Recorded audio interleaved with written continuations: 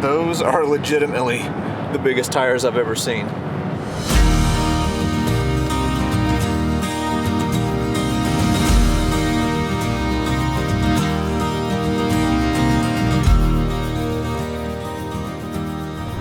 All right, well, we are headed out on another road trip.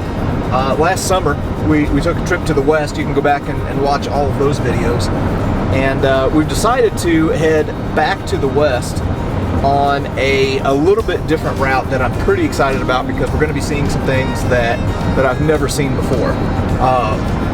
Been hitting it pretty hard lately as far as work goes, so I haven't got a lot of sleep. So we just stopped by the vitamin shop. Got stocked up on some Jocko Discipline Go. That way we can have some clean energy.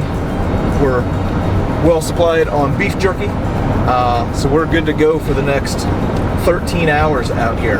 And our first stop is going to be in Council Bluffs and Omaha, which for a trip out to the west is a most appropriate destination to start off your trip.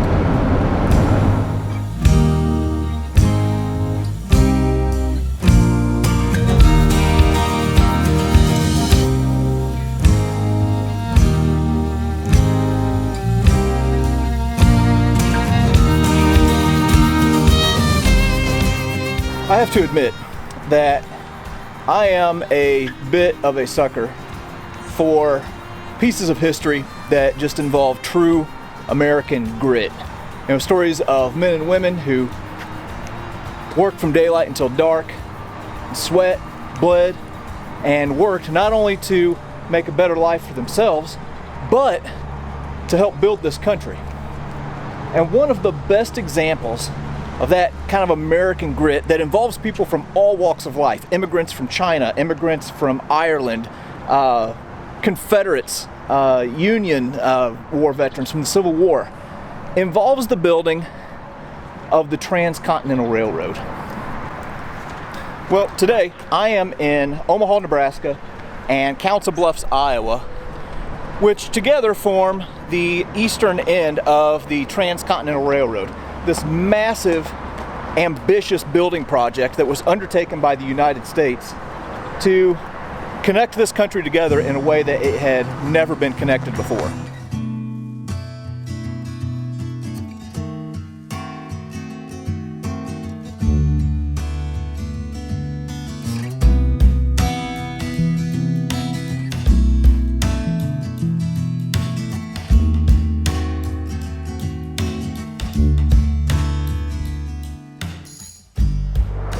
Now, here at this spot where I'm filming, they have some different information pieces about the Transcontinental Railroad. So where we are is, hang on, let me get her focused, right here in Omaha and just on the other side of the Missouri River, Council Bluffs. And the Union Pacific built all the way out here across the Great Plains until they got to Promontory, Utah. Now the Central Pacific, they started out here in California, Sacramento area. They built towards the east. Had a little bit more difficult time, had to go through the Sierra Nevada mountain range, and relied heavily on Chinese immigrant labor. This stretch here would have been mainly Irish, and then, like I said earlier, veterans of the Civil War. Here you can see a picture that was taken during the building of the Transcontinental Railroad. These men doing work, swinging sledgehammers all day, man. Had to be tough. And here's kind of what the rail yard would have looked like over across the river in Council Bluffs. But this was started as a result of the Pacific Railroad Act, which was signed by Abraham Lincoln in 1862 after the secession of the southern states, who had been blocking any efforts for a transcontinental railroad. And then the Union Pacific side started in December 3rd of 1863. So here we are on the eastern end of the Transcontinental Railroad. And then you have this ribbon of steel that's connecting the country all the way to the joining point at Promontory, Utah in May of 1869. and then on out to Sacramento, California.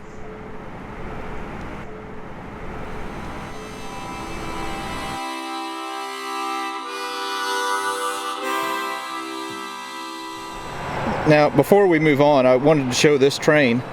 This is appropriately nicknamed Big Boy, and it has a running weight of over 1 million pounds. This one was built in 1944 to support the war effort.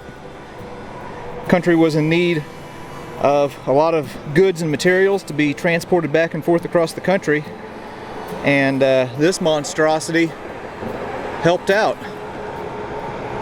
Pretty amazing.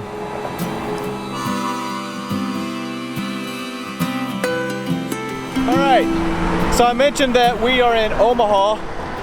You can see the Missouri River right here behind me, and just on the other side is Council Bluffs, which is technically where the Transcontinental Railroad begins. We're going to go over there and take a look at a few things that have to do with the history of this huge project.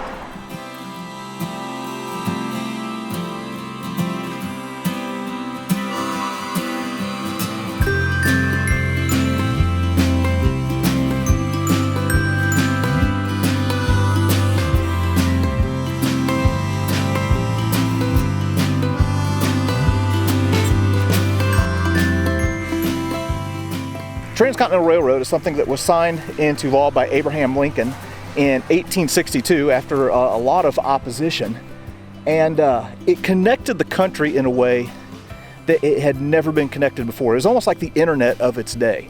A journey that would take weeks to do before could now be done in a matter of days.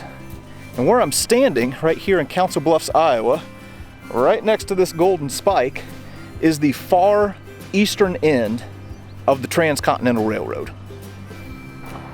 Well, right here in Council Bluffs, Iowa, is the Golden Spike Monument. And let me tell you something, that is a big old spike. Now this represents the far eastern terminus of the Transcontinental Railroad.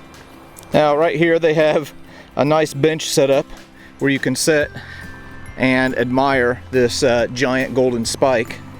And if we move up here and kind of look through the fence, let me zoom in a bit,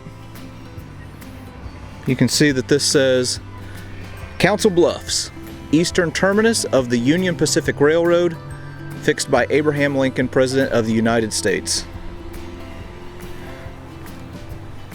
Huh. Interesting. All right, so that was the Golden Spike.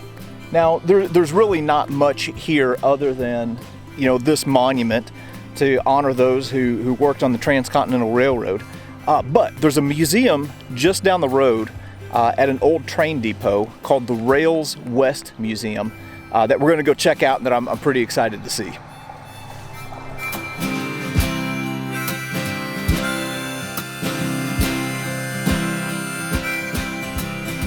So here's one thing that I've learned about visiting Council Bluffs, is that you're going to spend a decent amount of your time waiting on trains to move.